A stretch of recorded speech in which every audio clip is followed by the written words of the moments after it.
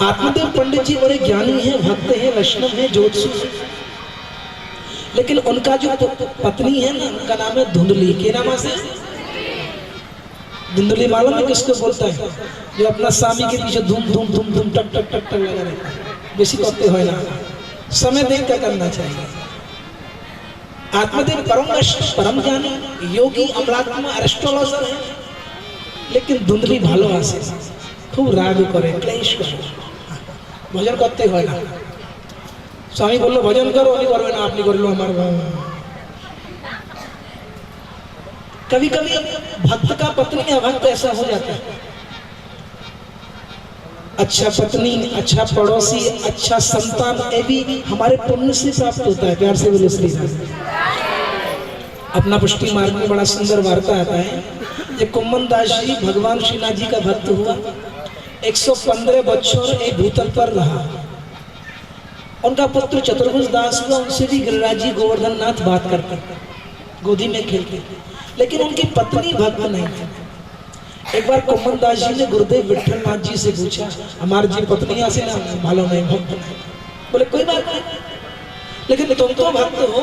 पति यदि भक्त है और पत्नी यदि भक्त नहीं है तब भी पत्नी का कल्याण, और यदि पत्नी भक्त है और पति भक्त नहीं है तब भी पति का कल्याण। जॉइंट खाता होता है ना बैंक में,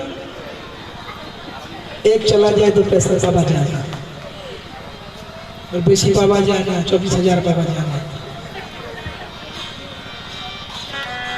तो विठलनाथ जी ने ज्ञान दिया कि पति भक्त है, पत्नी यदि अभक्त है तो ये जीव का वृत्ति होता है, वो कई जन्मों से चलता है।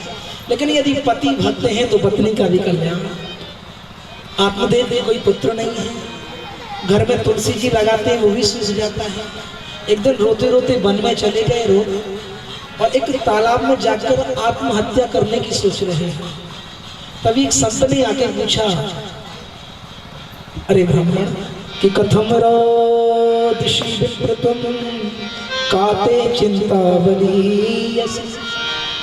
हे ब्राह्मण आप रो रहे हो, क्या कारण है? बोले मेरे पुत्र नहीं है। संत बोले क्या करोगे पुत्र लेकर? ए पुत्र वो लाडू है जो खाए वो भी पछताए और जो नहीं खाए। पुत्र नहीं है, पुत्र नहीं है तब भी रो रही है। अब पुत्र हो गया तो बोले बड़ाई नहीं होता, बड़ाई नहीं होता तब भी रो रहे। अब थोड़ा बड़ा होने लगा, बोले पढ़ा लिखी करे ना गंडगोल करे, तब भी रो रहे। अब वो पढ़ने लग गया, बोले खूब पढ़ा लिखी कर ली, अब चाकरी नहीं लगता तब भी रो रहे। अब जैसे तैसे चाकरी नौकरी लग गया, बोले उसका शादी नहीं होता तब भी रो रहे। अब बोले शादी हो गया तो बोले खुका खुकी नहीं होता तब भी। ए ओ लाडू आसे जो खाए पछता है, जो ना खाए वही पछता है। संत ने बहुत ज्ञान दिया, भगवान को अपना पुत्र बना लो, ये लोक भी सुधर जाएगा, पर लोक भी सुधर जाएगा। लेकिन बात समझ में नहीं है।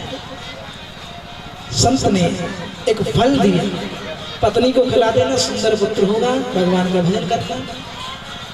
आत्मदेव ने फल संत का अपनी पत्नी धुंधली को दिया, धुंधली ने फल को नहीं खाया।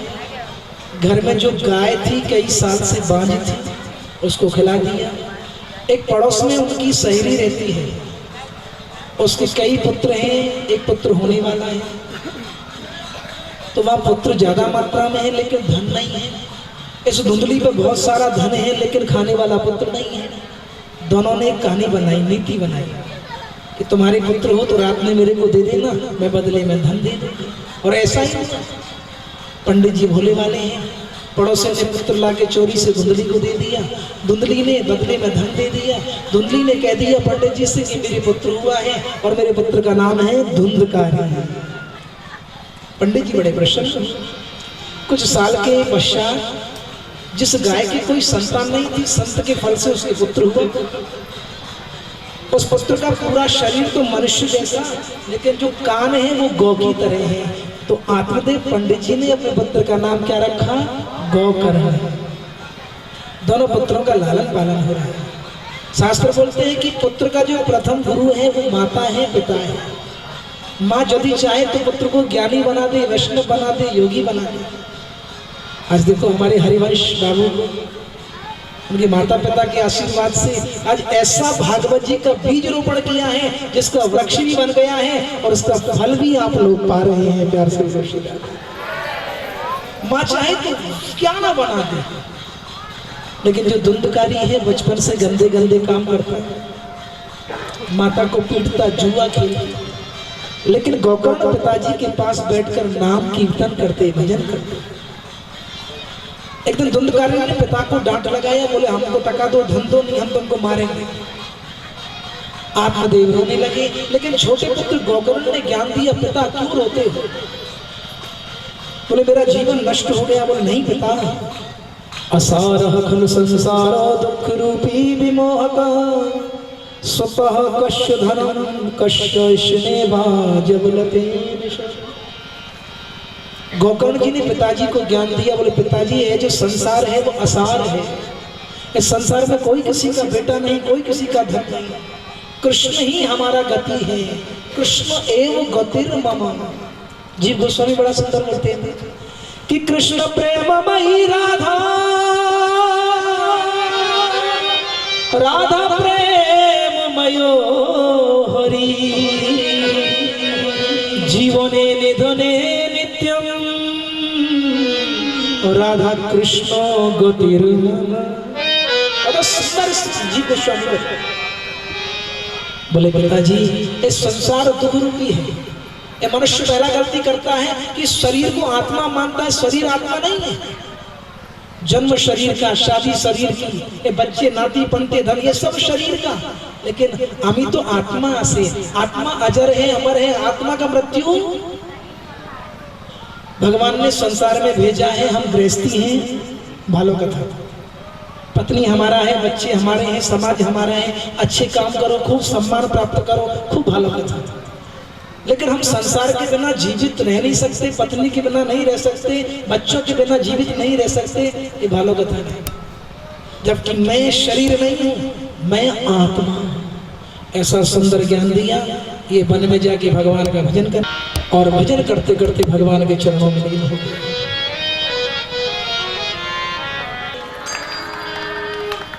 धुंधकारी निर्धुंध हो गए। गोकर्ण महाराज ने घर का त्याग करके तीर्थाटन के लिए चले गए। 5-5 वेश्याओं को ये ले आया। एक दिन वेश्याओं ने इसका वध कर दिया और भाग गए। गोकर्ण को मालूम पड़ा कि मेरा जो भाई धुंधकारी है अकाल मृत्यु को प्राप्त हुआ है। गया में जाकर पिंड तर्पण किया। गया में पिंड दान करने से, श्राद्ध करने से अगर हमारा जीव जिंद भूत भी बन जाता है तो उसका भी गति हो जाता है। लेकिन एक दिन गोकर्ण स्वामी अपना घर में आके शयन कर रहे हैं। ये धुंधकारी भूत बन के आता है, कभी गेंडा बन के आता है, कभी हाथी बन के डराने लगा। गोकर्ण भक्त हैं, वैष्णव को किसी का जल अभिमंत्रित करके इस पे डाला। ये रोने लगा, बोलने का ताकत आया। गोकर्ण बोले भाई वत्स आप कौन हो? तो बोल दिया कि अहम भाता त्वदीयस धुंधकारी नामतः स्वकीये नैव दोषेण ब्रह्मत्वं नाशितम्। আমি धुंधकारी अपना बंधु है। अरे बोले तुम्हारे लिए तो हमने गया में दान कर दिया। बोले आप एक दान नहीं, आप एक पिंड दान नहीं, आप 1000 दान भी पिंड करो तब भी हमारा मुक्ति नहीं होगा। हम भूत बन गया है, प्रेत बन गया है, इस योनि में बड़ा कष्ट है। सुबह हुआ, गोकर्ण मुनि ने संसार गांव में जितना भी बुजुर्ग लोग हैं सबसे पूछा हमारा भाई भूत बन गया है, प्रेत बन गया है, इसका क्या उपाय है? बोले सूर्य भगवान जवाब देंगे।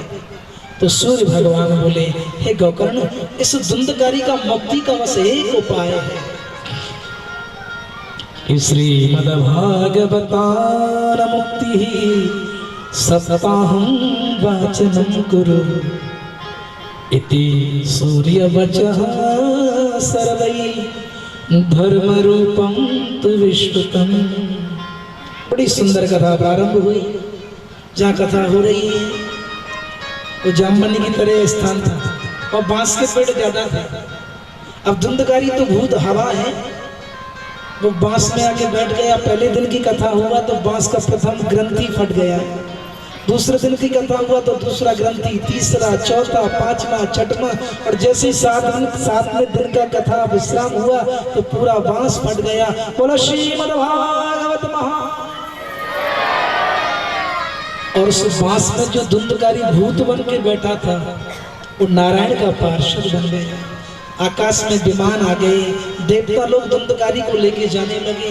गोकर्ण महाराज को आश्चर्य हुआ, बोले कथा तो सब भक्तों ने सुना, धुंधकारी तो प्रेत है, अवगुणी है, दुष्ट है, आकाश से विमान इसके लिए क्यों आया? भगवान के पार्षद बोले गोकर्ण, माना कि धुंधकारी दुष्ट है, लेकिन जो भगवान का कथा हुआ उस कथा का धुंधकारी ने श्रवण ही नहीं किया, उसका मनन भी किया, चिंतन भी किया, उसके लिए विमान आ गया। बाकी जो तो लोग बहुत से को जैसा भी लोग हैं तो बीच बीच में अपना अपना कथा चालू कर देते हैं, नाम अपराध कर देते हैं, इसलिए विमान नहीं है। जो तो वैश्वास सब बोले अब आर कथा करो महाराज, हमें भी वैकुंठ धाम जाओ। दोबारा से कथा हुई, आकाश से विमान आए और सब भक्त भगवान के धाम को चले गए। बोलो गिरिराज धरण